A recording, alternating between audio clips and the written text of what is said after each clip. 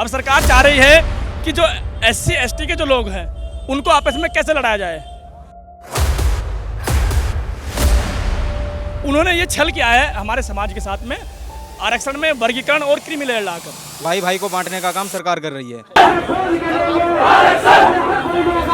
आप जातिगत जनगणना कराइए, जिसकी जितनी हिस्सेदारी बैठती है उसको उस हिसाब से दे दीजिए। आरक्षण खत्म है, 15% का रखा था पहला, क्या वो भी खत्म कर रहे। संसद के दरवाजे तोड़ दिए गए तो विधानसभा का दरवाजा हम तोड़ने का काम करेंगे 27 में। बाबा साहब ने कहा था अगर सुप्रीम कोर्ट में आपकी बात नहीं मानी जाती है तो आप सड़क पर उतर जाना।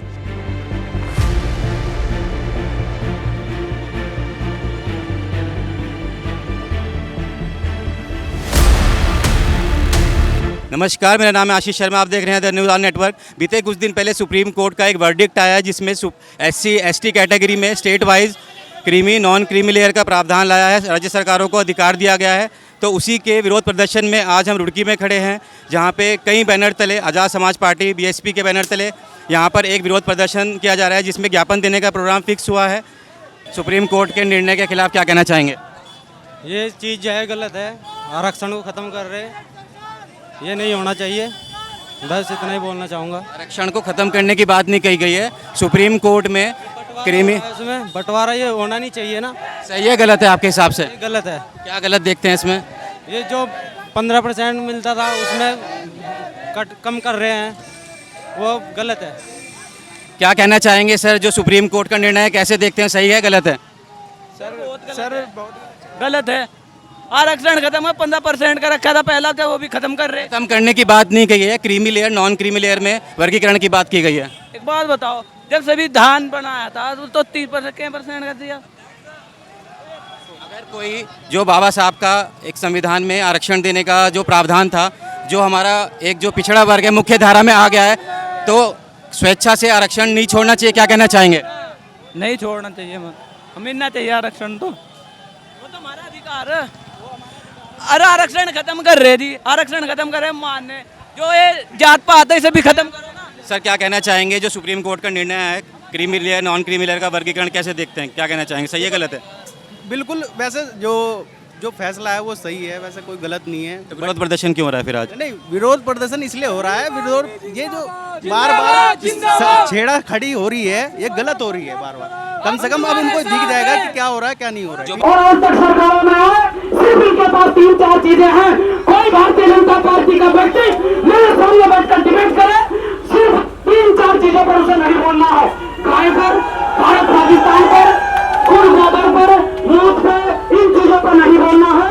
उससे अलग काम पर अगर डिबेट करे तो हम इन्हें धूल चटाने का काम करेंगे। सर क्या कहना चाहेंगे, जो आज सुप्रीम कोर्ट का वर्डिक्ट है उसके विरोध में प्रदर्शन है, ज्वाइंट मजिस्ट्रेट रुड़की को ज्ञापन देना है, क्या कहना चाहेंगे? भाई हमारा जो है ये मुद्दे बहुत पहले से ही चले आ रहे हैं, जिसकी जितनी संख्या बारी उसकी हिस्सेदारी के हिसाब से, तो जब ही से ये चला हुआ, ये दे दीजिए, खत्म हो जाएगा सारा मामला। भाई क्रीमी लेयर का मामला भी इसी से है, आरक्षण का भी इसी से है। आप जातिगत जनगणना कराइए, जिसकी जितनी हिस्सेदारी बैठती है उसको उस हिसाब से दे दीजिए, खत्म का सारी चीज़। कहीं ये नहीं लगता जो 2-3 पीढ़ियों से आरक्षण का लाभ लेते आ रहे हैं स्वेच्छा से छोड़ देना चाहिए, जिससे कि नीचे के जो उनके तबके के लोग हैं जो आरक्षण से वंचित है उनको लाभ मिल सके? आप शिक्षा का स्तर समान कर दीजिए ना, सबको, सब आ जाएगा सब उसी में, किसी को कोई नहीं होगा। जो आगे बढ़ेगा पढ़ेगा वो आगे बढ़ेगा। हमारे देश में सबको शिक्षा लेने का समान अधिकार है, किस आप उसकी बात कर रहे हैं, चेंजेस की शिक्षा उसमें? नहीं, शिक्षा प्रणाली शुरू से आखिर तक व्यापारीकरण होगा सारा। जो बड़े लोग हैं उनके बच्चे विदेश तक, और बड़े आज ज्ञापन में क्या मांग है? मांग हमारी सारी उसके लिखी हुई उसमें ज्ञापन में है। देखिए, ये बहुत ही चिंता का विषय है जो रवैया सरकार अपना रही है। तो साथियों, मैं यही मैसेज देना चाहूँगा कि भीम आर्मी भारत एकता मिशन के लोग हर तरीके से सक्षम हैं और जगह जगह पे आंदोलन हुआ है, शांतिपूर्ण तरीके से संगठन के लोग समर्थन कर रहे हैं भीम आर्मी भारत एकता मिशन के लोग भारत को बंद करने में। तो साथियों, बस मैं यही मैसेज देना चाहूँगा कि जितने भी तमाम साथी हमारे इस वीडियो को देख रहे हैं वो शांतिपूर्ण तरीके से इस भारत बंद का सहयोग और समर्थन करें। जय भीम। सरकार बार बार इस बहुजन समाज पर कटोराघात कर रही है। आप देख रहे होंगे इससे पहले भी कितने कानून उन्होंने लागू कर दिए, लेकिन ये तो सुप्रीम कोर्ट भी सरकार के अधीन चल रहा है, आप देख रहे होंगे। जी, न्याय, अभी न्याय की बात करें, बाबा साहब ने कहा था अगर सुप्रीम कोर्ट में आपकी बात नहीं मानी जाती है तो आप सड़क पर उतर जाना। आज भी वही बात हो रही है। देखिए, आरक्षण का बिल पास करते हैं, इस बहुजन समाज को तोड़ने की बात करते हैं। जहां बाबा साहब ने इस बहुजन समाज को, जो बिखरा हुआ समाज था, संविधान के दायरे में बांधकर एक काम करने की कोशिश की, लेकिन आज सरकार इस बहुजन समाज को तोड़ने का काम कर रही है। आरक्षण की जो प्रावधान लागू किया है उसे भीम आर्मी आज़ाद समाज पार्टी कतई बर्दाश्त नहीं करेगी। आरक्षण जो है आर्थिक आधार पर होना चाहिए, जिसमें जो पिछले दशकों से हमने देखा है कि बहुजन समाज के लोग, वंचित समाज के लोगों को यहाँ की जो व्यवस्था है उसने वंचित रखा है। तो आरक्षण की जो व्यवस्था बाबा साहब बनाकर गए थे वो उन लोगों को मिलना चाहिए। और आज जो सरकार ने ये जजमेंट लागू किया है, पहली तो बात यह है कि इस जजमेंट का जो श्रेय है, इस जजमेंट का जो श्रेय है ये कोर्ट के अधीन नहीं आता है। ये ऐसे लोग हैं जो अपना घर तक नहीं चला सकते, आरक्षण क्या उन्हें भी मिलना चाहिए? उनको भी मिलना चाहिए। जो वो किसी भी समुदाय में है, जो भी आर्थिक आधार पर गरीब है, उनको आरक्षण की व्यवस्था होनी चाहिए। और वैसे सरकार ने आरक्षण की व्यवस्था सभी के लिए कर रखी है। सरकार ये कह रही है जो आप कह रहे हो, सरकार आर्थिक स्थिति पे कर रही है, आप बोल रहे हैं कि आर्थिक होना ही चाहिए। सरकार कोटे में से कोटा देने का काम कर रही है। बाबा साहब ने जो संविधान में लिखा है कि भाई 27% जो आरक्षण है वो एक ही बहुजन समाज को मिलना चाहिए, भाई भाई को बांटने का काम सरकार कर रही है। पहले तो पत्रकार बंधु आपका धन्यवाद। और आपने एक क्वेश्चन के साथ साथ में 4 पूछ लिए। मैं पहले क्लियर करूं कि आपने कहा कि आरक्षण जो है वो आर्थिक आधार पर हो या जातिगत आधार पर। इस देश के अंदर शोषण किस आधार पर होता है? सदियों से शोषण हुआ है, एक जाति के आधार पर शोषण हुआ है। तो जो भारतीय संविधान है उसमें जो व्यवस्था की गई है वो जाति के आधार पर आरक्षण की व्यवस्था की गई है। और जाति के आधार पर जब आरक्षण की व्यवस्था है तो एक विशेष जाति के लोग जब पढ़ लिख कर कामयाब होते रहे, आगे बढ़ते रहे, कुर्सियों पर बैठते रहे, तो सरकार को ये हजम नहीं हो पा रहा है। अब सरकार चाह रही है कि जो SC ST के जो लोग हैं उनको आपस में कैसे लड़ाया जाए। उन्होंने ये छल किया है हमारे समाज के साथ में, आरक्षण में वर्गीकरण और क्रीमी लेयर लाकर।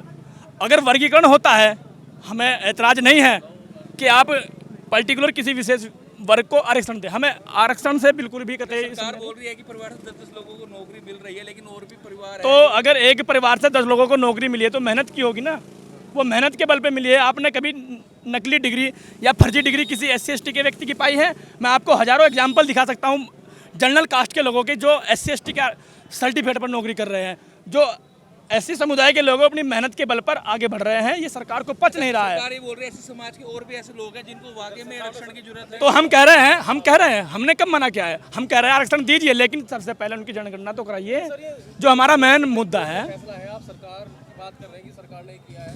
भाई सुप्रीम कोर्ट जो फैसला देता है संवैधानिक तौर पर देता है। बिल्कुल, हम मानते हैं कि सुप्रीम कोर्ट संवैधानिक तौर पर आपको फैसला देता है, लेकिन सुप्रीम कोर्ट में बैठा कौन है?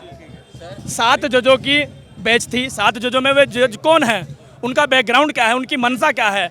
और सुप्रीम कोर्ट या हाई कोर्ट हो या फिर आपका जिला कोर्ट हो, किसके अधीन चलते हैं किसी से छिपा नहीं है। जो सरकार कहती है वो कोर्ट के लोग मानते हैं। फिर उनको जब कोर्ट से वो रिटायर्ड होते हैं तो आप देखने को मिलता है कि कोई राज्यसभा सांसद बना दिया गया है, किसी को सरकार में मंत्री बना दिया गया है। तो हम उनसे कैसे उम्मीद कर लें? सर, अब अगर बात करें आधुनिक समय में 2-3 पीढ़ी से आरक्षण का लाभ ले रहे हैं, तो क्या अभी स्वेच्छा से आरक्षण छोड़ने का समय नहीं आ गया? क्या बोलते हैं? स्वेच्छा से आरक्षण क्यों छोड़े? क्या आज भी जातिगत जो शोषण है वो बंद हो गया है? क्या आज बहन बेटियों की असमत नहीं लूटी जाती है? क्या आज पढ़ाई के नाम पर साथियों को मारा नहीं जाता? मटका छूने पर किसी विशेष व्यक्ति को मारा नहीं जाता है? मुझे आप सबसे पहले ये बताइए, आप जातियाँ खत्म करिए। मैं कह रहा हूँ अब जातियाँ खत्म करो, हम आरक्षण स्वतः ही छोड़ देंगे। बाबा साहब का संविधान में जो आरक्षण का प्रावधान था, वो जो पिछड़ा वर्ग है उसको मुख्य धारा में लाना था, जो मुख्य धारा में आ चुके हैं वो। किसने कहा है मुख्य धारा में? कितने मुख्यमंत्री है SC ST के? मुझे बताइए जरा। कितने जज है हाई कोर्ट के, सुप्रीम कोर्ट के? मुझे बताइए। इस देश के अंदर संस्थान है, IMT है, IIT है, मुझे बताइए कितने SC ST के लोग वहाँ पर डीन है, प्रोफेसर से? बताइए मुझे जनगणना के आधार पर। पार्टी के सुप्रीमो चंद्रशेखर जो आजाद जी हैं, उन्होंने भी कहा है कि जो सुप्रीम कोर्ट में कॉलेजियम सिस्टम है, 300-400 परिवार जो है पूरा सुप्रीम कोर्ट जुडिशरी व्यवस्था चला रहे हैं। क्या कहना चाहेंगे इस पर? हमने कहा है, वो आदरणीय एडवोकेट चंद्रशेखर आजाद जी ने कहा है कि आप व्यवस्था पहले बनाइए सुप्रीम कोर्ट में, सुप्रीम कोर्ट के उन जजों को हटाइए, वहाँ व्यवस्थित तरीके से हमारे जज भी बैठने चाहिए, हमारे लोगों को भी मौका दीजिए। अपने हक की जब हम बात करेंगे तभी तो हमारे हक की बात होगी। जब हमारा बोलने वाला ही वहाँ पे कोई नहीं है तो हमारे हक की बात कैसे हो जाएगी? 2027 में मैं आपके चैनल के माध्यम से और इस उत्तराखंड सरकार को चेताना चाहता हूँ कि आज़ाद समाज पार्टी के बिना यहाँ पर सरकार बनने वाली नहीं है। और एक चीज़ और बता दूँ, आज ये पहले चरण की लड़ाई शुरू हुई है। जो लोगों को भ्रम है कि बहुजन समाज के लोग भारत बंद नहीं कर सकते, उन्होंने किया है और अब भी कर सकते हैं। लेकिन सहारनपुर में एक भड़काऊ भाषण वायरल हुआ है भीम आर्मी आजाद समाज पार्टी है जो भी कार्यकर्ता है उसका, सहारनपुर पुलिस लाइन एसएसपी में, तो उन्होंने कहा है कि भाई यदि हमारे चीफ जो है चंद्रशेखर रावण जी वो मुख्यमंत्री बनते हैं तो 6 साल का बदला पूरा कर लेंगे। देखिए ये एक व्यक्ति, सुनिए, ये एक व्यक्ति विशेष का भाषण हो सकता है। पर्टिकुलर जिस व्यक्ति ने जिस पदाधिकारी ने दिया है उसका विशेष भाषण है, ये पार्टी संगठन का भाषण नहीं है। हमारे मन में अगर किसी से बदला लेने वाली बात होती तो हमारे हाथों में कलम की जगह लठ होते, तलवार होती। आज आप देख रहे हैं ना, हम लोग निहत्थे आए हैं, झंडा लेकर अपनी बात रखने आए, अपनी सरकार को बताने के लिए आए हैं। पैसा नहीं होता, आर्थिक स्थिति कमजोर होती है, क्या उसका उत्पीड़न नहीं होता? उत्पीड़न मैंने तो कहा है, आर्थिक नहीं है, यहाँ पर जाति के नाम पर भाई साहब उत्पीड़न होता है। आपके नाम के पीछे अगर वर्मा शर्मा पंडित नेगी लगा हुआ है तो शोषण नहीं है। ये आपको देखने को आप बखूबी जानते हो, भले आप सरकार के डर से अपनी जुबान ना खोलते हो, आप बखूबी जानते हो। यहाँ अगर किसी को पता लग जाए कि ये दलित समुदाय का व्यक्ति है तो शोषण चरम सीमा पर पहुंच जाता है। मैंने आपको बताया भी, ये चीज़ मैं कहना चाह रहा था, बता रहा था कि ये आज पहला चरण है। इसके माध्यम से हमने सिर्फ चेताया है सरकार को। 11 सितंबर को दिल्ली नीली होगी और हजारों की तादाद में जितने साथी यहाँ पहुँचे थे उससे डबल दिल्ली यहाँ से प्रस्थान करेंगे। आपका बहुत बहुत आभार, धन्यवाद, आप लोगों ने इसको मीडिया को कवरेज किया, धन्यवाद। उसको लेकर, आरक्षण को लेकर क्या? देखिए, बहुजन समाज के द्वारा भारत बंद का आह्वान 21 तारीख का किया गया था, जिसका पूर्ण रूप से आज़ाद समाज पार्टी के राष्ट्रीय अध्यक्ष आदरणीय एडवोकेट चंद्रशेखर आज़ाद जी, नगीना सांसद क्षेत्र, उन्होंने इसका पूर्ण समर्थन किया। आज उनके कार्यकर्ता पदाधिकारी इस आंदोलन में भारत बंद का समर्थन करने के लिए पहुंचे हैं और ज्ञापन के माध्यम से जॉइंट मजिस्ट्रेट साहब के माध्यम से महामहिम राष्ट्रपति महोदया को ये ज्ञापन हमारा दिया गया है। इस ज्ञापन में कुछ मुख्य मांगे हैं। जिस प्रकार से सरकार जो है, यहाँ माननीय सर्वोच्च न्यायालय के द्वारा सरकारों को निर्देश दिए गए कि वर्गीकरण के आधार पर, जाति के आधार पर आरक्षण को लागू किया जाए। पहली बात तो ये कि सरकारों के पास में कोई जातिगत आंकड़े ही नहीं है। जब सरकारों को पता होगा कि किस जाति की कितनी संख्या है तभी तो आरक्षण को लागू कर सकते हैं।